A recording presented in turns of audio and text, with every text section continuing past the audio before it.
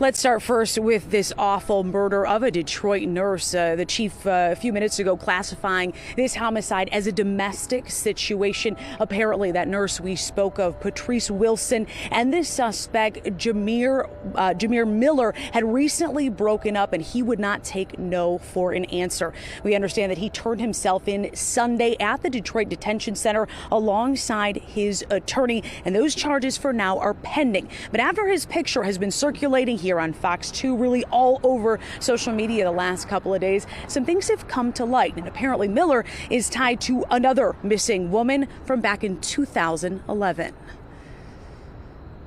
It's freaky. When news spread last weekend that 36-year-old Jamir Miller was wanted in connection to the kidnapping and murder of local nurse Patrice Wilson, it hit differently for this family. Jamir, the grandson, say, "Ma, Daddy on TV." They was sitting in the living room, and he was watching TV, and he was on the news. Jamir Miller Sr. is linked to a missing nursing student, 24-year-old Bianca Green, who went missing in 2011, last seen in Inkster. She was pregnant. Miller and Bianca had dated and have a child together, Jamir Jr. Here is Miller at a Crime Stoppers press conference back then, holding their son. It's hard being a single father, and it's hard for me to even tell him what's going on. We ain't never give up hope, but we was trying to give Jamir the benefit of the doubt. But now, after 12 years, this family is questioning everything after learning Miller was arrested in connection to Patrice's death. She was found shot to death in the trunk of her car in Novi after being kidnapped leaving for work at Detroit Receiving Hospital Saturday. In Bianca's case, family always suspected foul play. You know she wouldn't have left Jamir Jr. She wouldn't have never left Jamir. That was her, like her Velcro. She wouldn't have never left her son. Miller has an extensive criminal history for gun and drug charges, assault, drunk driving, and running from police. He was questioned but never charged in Bianca's disappearance. Romulus police, who led that case, did not respond to our calls to see if the case will now be re-examined.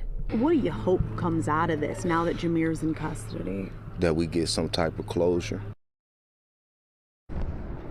Chief White very much aware of that case involving Bianca Green. He says they're now working with Romulus police, sharing notes, comparing investigations to now see if this changes anything from a case. This family has been desperately looking for answers over the last 12 years. I can't imagine it wouldn't be re-examined at this point. Now, involving the latest homicide that we were discussing earlier, no charges against Miller at this point. We will continue to keep in touch with the prosecutor's office. Reporting live downtown Detroit, Jessica Dupnack, Fox 2 News. Yeah, Jess, we're hearing about this quite a bit. Just the other day, a well-known Oakland County employee died in a domestic murder-suicide situation. Now this seems like this is an issue that just is getting worse in many ways.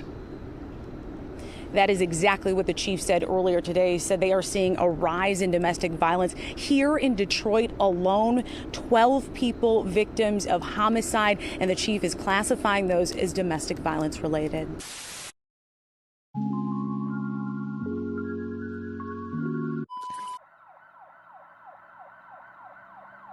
Tonight, we're getting a look at security camera video of an Inkster man kidnapping a Detroit nurse and later killing her. Jamir Miller is headed to trial in the death of 29-year-old Patrice Wilson.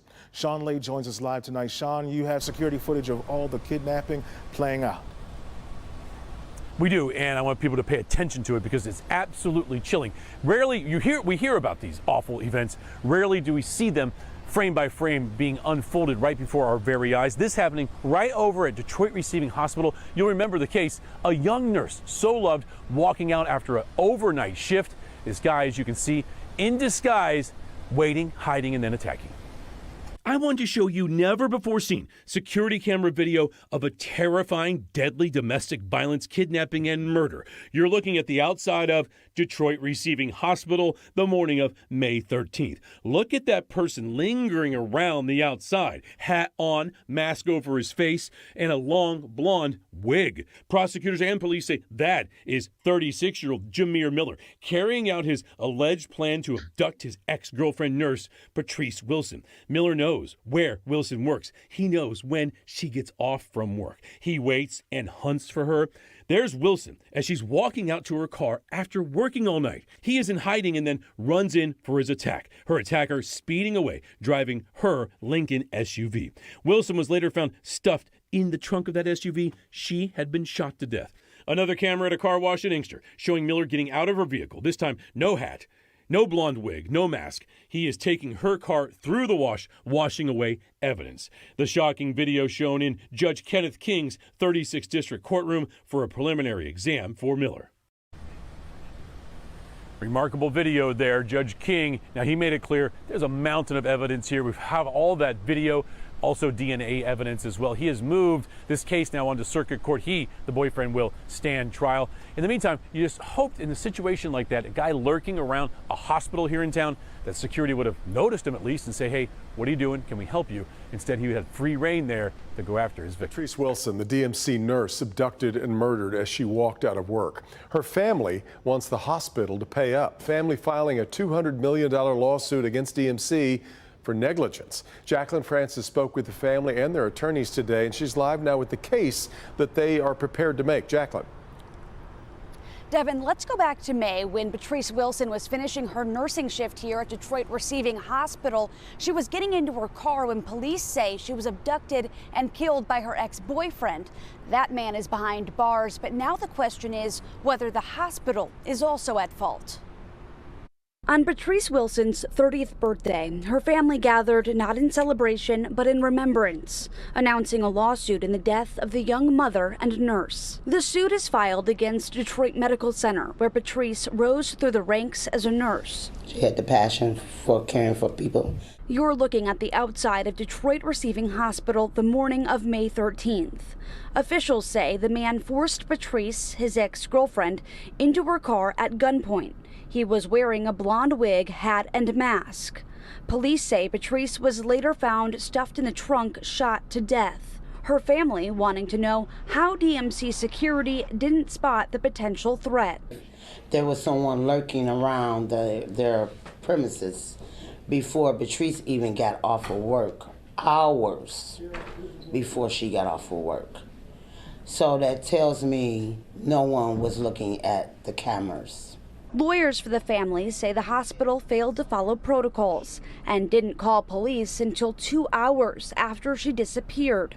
They also believe the negligence was racially motivated. We feel that their actions speak louder than any words they can give us, or in this case, their inaction. DMC responded to the lawsuit with the following statement, saying in part, quote, "The DMC stands behind our security team, who acted swiftly to notify and engage local law enforcement to apprehend the assailant.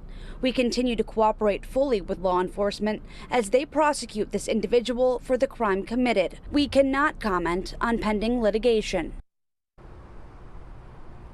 The alleged killer, Jameer Miller, is facing a first-degree murder charge. Of course, that criminal case is separate from this ongoing lawsuit. She knows it won't bring her beloved daughter back, but at the very least, she gets some closure. The man charged with kidnapping and murdering a Detroit nurse admits he did it in court. As part of a plea deal, Jameer Miller pleaded guilty to second-degree murder in the death of Patrice Wilson. And that plea deal avoids a trial in the case, something her mother did not want to go through. Sean Lay spoke to Patrice's mother today.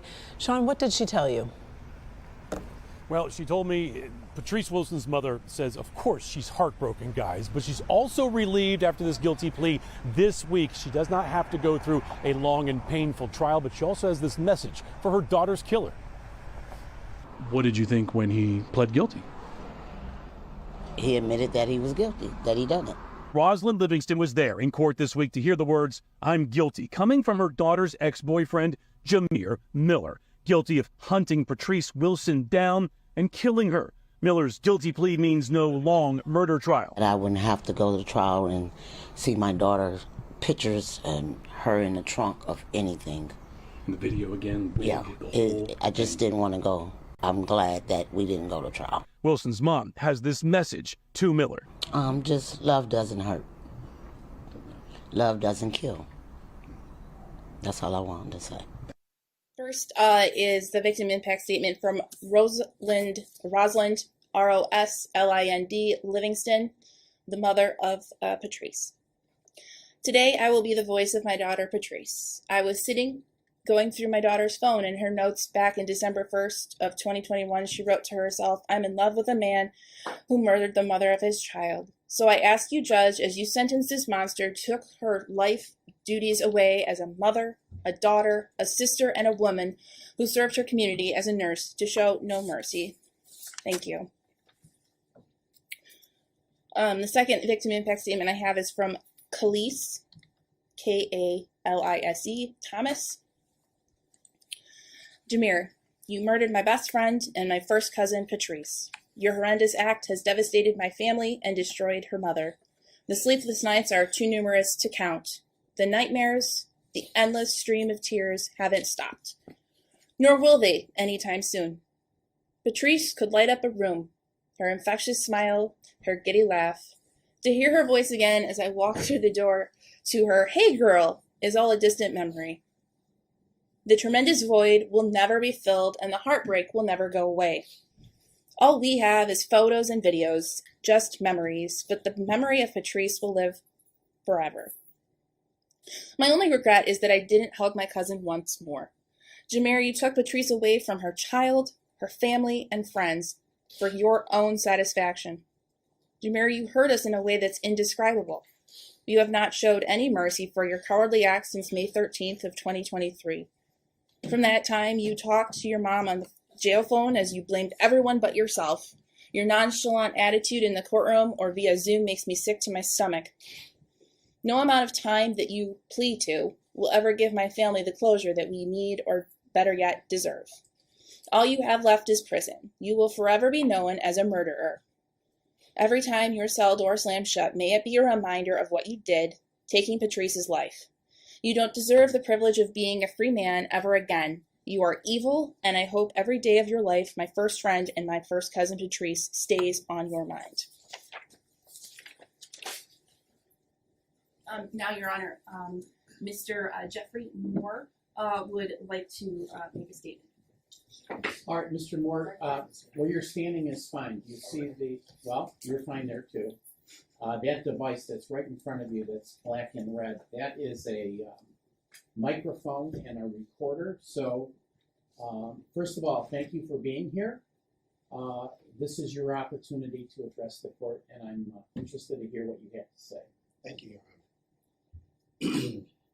My beloved niece was not just a nurse, but a caring and selfish mother who dedicated her life to helping others. She had a heart of gold, always giving back to others. Our bond was strong, and we supported each other through thick and thin. Her absence has left an irreplaceable void in our lives. Her memory will forever be the source of inspiration and love. The loss of Patrice, who I love dearly, has left our family shattered. Her big smile, kindness, and sweetness defines her. And even though we will never comprehend why this tragedy occurred during her untimely death, her death has not only robbed her of a bright future, but also left her son growing up without his loving mother. The question of why and how this could ever happen will forever haunt us as a family. As we try to come to terms with the profound grief and emptiness left in the wake of her loss, I will never forgive you, Jamir.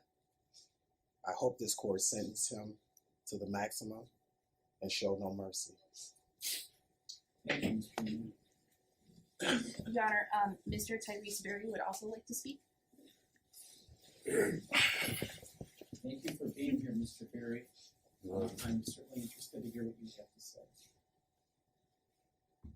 I'm pretty sure you already know what I want to say to you. But I just want you to realize and remember what you took. You was around her and stuff every day. And I told her about you. And she still trusted you. every time you sent them little threats, I told her every time, don't be scared of him. He don't do that to me. He never did that to me. It's nobody in this world that is scared of you as a man, bro. You scare women. But you were scared of her because she wasn't scared of you. And that's what you did. But see, my son got closure. He know what you did. He know. He know. But do your son got closure? Do your son got closure for what you did? You man enough to tell everybody what you did to my baby mama. What did you do to yours? You got your peoples here. You got your mama here. You embarrass your family for life. For what? You risked it for this? You put on a wig. A wig. Why is you hard? You still acting like you hard? You cannot act like you hard, bro. You crying yourself to sleep. You miss Patrice so much. Yeah, you shaking your head. That's right. That's right. Stand down. Stand down on your Mr. Murray, why don't you speak to the court and not to Mr. Miller? Well, the court should know that that was the mother of my son. He took her. She wasn't scared of him at all. She fought back. That's why you lost and she won. Why do you think you won? Speak to me, please. He did not win. He lost. This is an L. Forever. His family. Look at the embarrassment that he just showed. He in here shaking his head, Your Honor. Like, yeah, oh, man, you know you crying yourself to sleep. You about to take this plea? Take it. Just know that he will never make it out of this. It's going to be them calls and they're going to be fading. Family going to forget about you. Your mama going to forget about you. Your friends, your cousins, everybody, they going to forget about you. But I'm going to leave it at, if you think you're going to make it out of this, I don't know what type of God you're praying to. And I'm going to leave it at that. Thank you, sir. Your Honor, Miss Chanel Anthony would like to read the victim impact statement that her son Brandon, a cousin of Patrice, wrote. Good morning. I'm happy to hear from you. My baby cousin was murdered. This is a sentence that I struggle to say because it makes it reality. The reality now is that another child has to live without their mother. Another beautiful Black woman destroyed rather than love and cherish. Another sibling enduring agonizing pain because of a person not fit to be labeled as a man. Not even worthy of being called a human. The bricks and bars that would be in his place of residence and resting place is much of a blessing. Patrice was always full of life whenever I would drive up from Georgia and see my cousin. She always had a smile big enough to fill a room. I honestly believe she was the first person I recognized that had dimples. Me and her older brother were cousins, but we were just like brothers. He was also taken too soon, as well as due to a tragic hit-and-run accident. Patrice, my family, were devastated by the sudden loss. Patrice adored my man. He was her knight in shining armor. I can still hear how he made her laugh.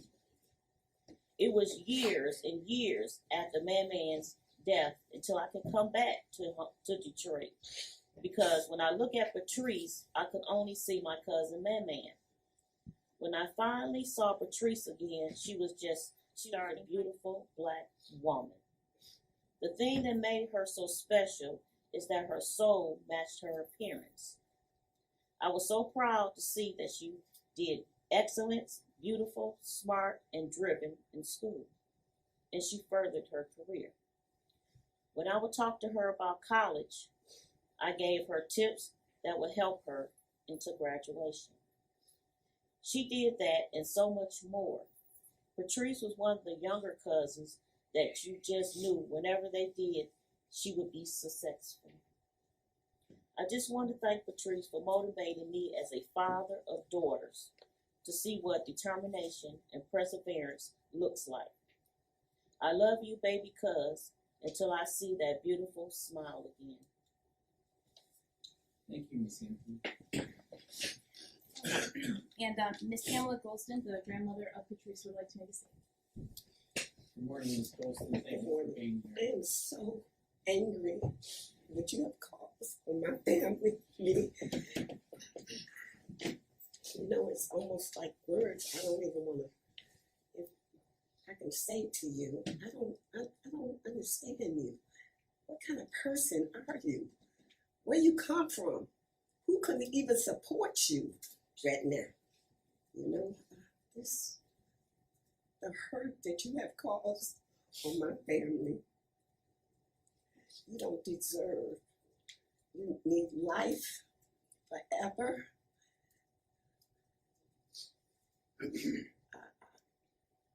It's not even, it's hard for me to even talk, you know, because what I really like to say or touch,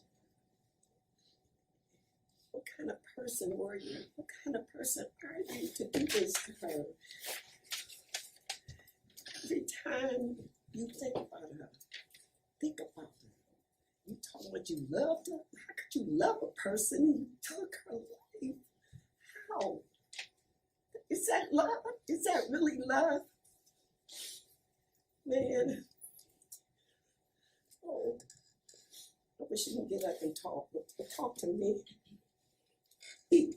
Me. I'm the one that you should have met. Really. Should have been me. Why did you do this to my child?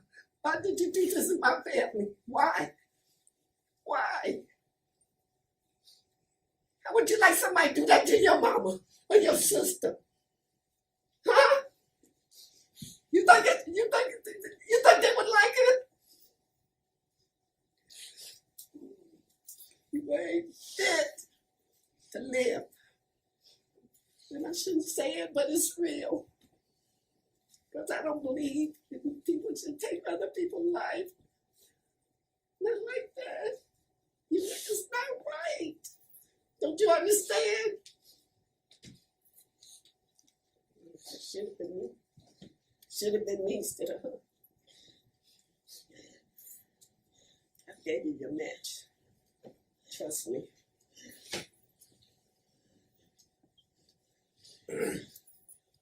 I'm glad I'll never see you again. Because I'll be too. I wanted life. You should have got life. Life. My daughter was, she felt sorry for you. It was left up to me. You'd have got life out of me. I wouldn't have been here to see it. And I'm not going to be here when you get up. But I hope somebody will touch you. When you know what I'm talking about. Thank you, Ms. Golston. Madam Prosecutor, do you wish to say anything to the court concerning the sentence? Just briefly, Judge.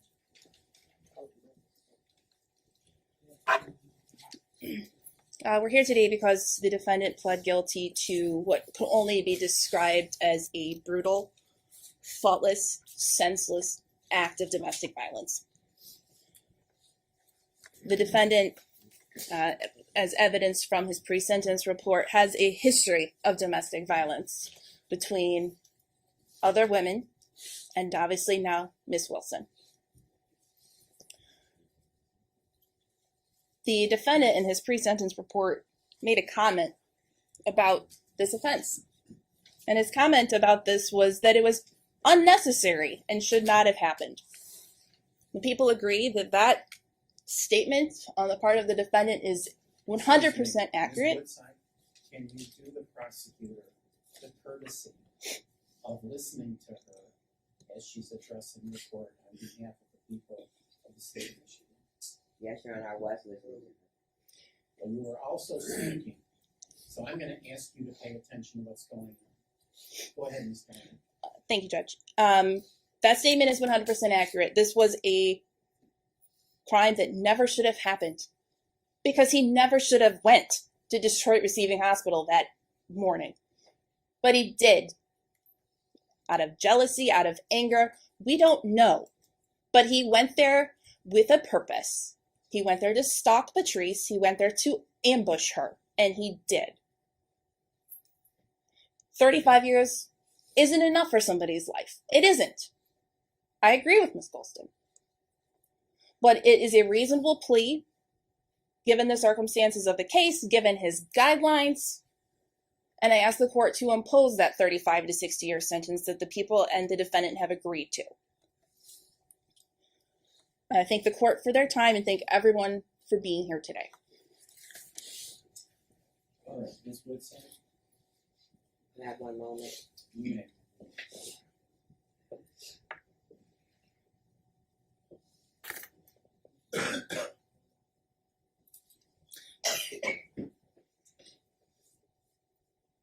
Your Honor, if I may, I also have receipts for the funeral expenses and the bills for the cemetery. Ms. Woodside and I discussed those briefly this morning. She and I both received them this morning, and I would propose we could potentially put that particular amount over because it's over $16,000 in total. I'll put that over for a stipulated order regarding those receipts.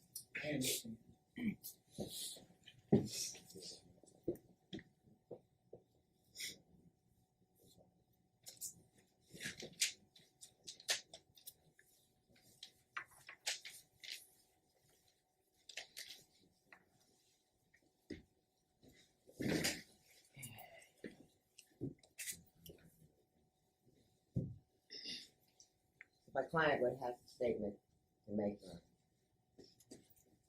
All right, Mr. Miller. The court will hear from you at this time. As all our family members said, I do sit up every day, every night trying to figure out what to say, beat myself up, having dreams like everything, wishing I could reverse this. Thinking about what I did to her family, not only my family, and all my friends too. And her family members that I was friends with. I mean, there ain't nothing I could do to take that none of this. We just had a toxic relationship, and this was something senseless over something that shouldn't even happen. I mean, I could read all these pages I wrote, but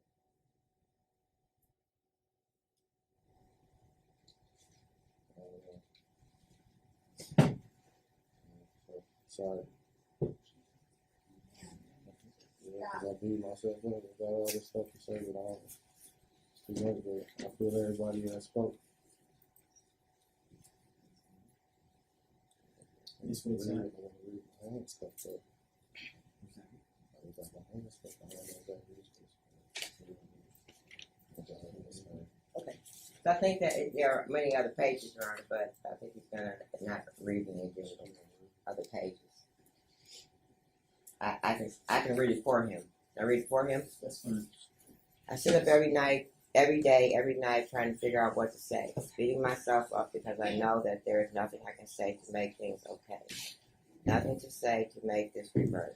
Nothing to say to heal our families. This has been the worst, most haunting experience of my life. I have dreams and nightmares of all of our great times, all of our okay times, all of our dates and trips, even the bad and the toxic arguments. I would trade the world to have them back, and not this truth of tragedy.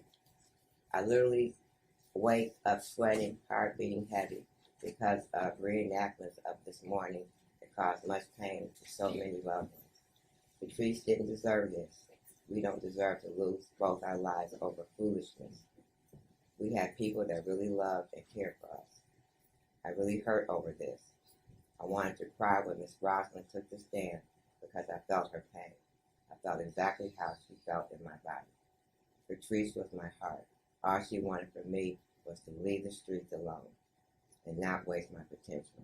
All she wanted was security, and I'll never leave her and be able to be each other's crutch and backbone. I failed her. I failed us. I failed our kids, our family, and our friends. I am so ashamed. All she wanted from me was to submit to Christ, pray, and repent.